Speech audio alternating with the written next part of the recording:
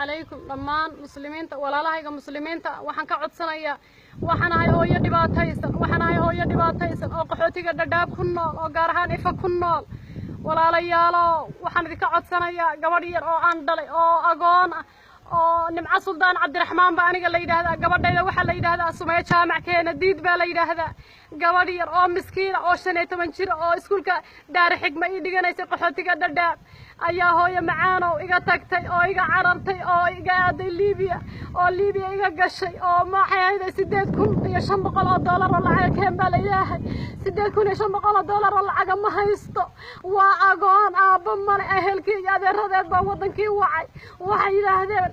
waxaan hayna male hebel wiilkiisii baa maqan oo hebel wiilkiisii buu haya gabadhaada waa kugu keli waxaan hayna iyo waxaan ka bixin karraa male baa la igu yiri hooyo macaan oo waxaan idinka codsan dhammaan muslimiinta meel walba ay joogaan dunida daafaheeda bishii rabada khayrkan ku jiraa bisha khayrkan ku jiraa ku fidri ii heli kara ku sadaqa ii heli kara ku waalidkii oo dhintay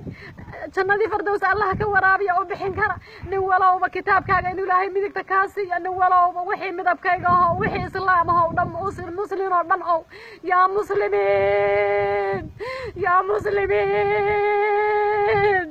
yaa muslimiin baytaydu taagantahay hooyo yaa muslimiin bay taagantahay $8,000 kabdeenka keena waa agoon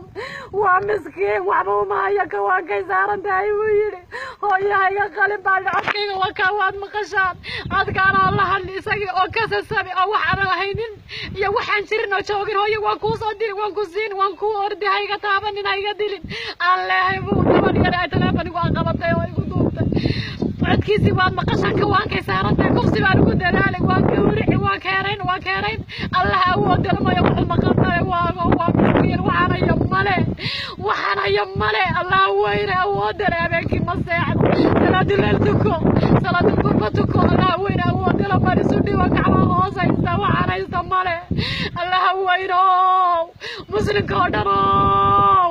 taydu yaa muslimiin bay taagantahay ilaa caawiya rabaa waqti yar buu ii qabtay waqti badan buu haystay aniga marna hada ka hor ma dhaqaaqin waxaan rabaa in gabadha layla soo caawiyo codkeeda waad maqashaan oo iga sabir bay tiri waqtiga haday dhaafto waxaana yamare adduunka naftayda ma ka saarayteen habeenkii markinteeda waxaad moodaa isha nabiga lagu shubay oo hinta yaqiinada markaysa ay hormarto gabadhayda in layla badbaadiyo allah weyne awoodda lama badbaadin kare in layla badbaadiyo rabaa muslim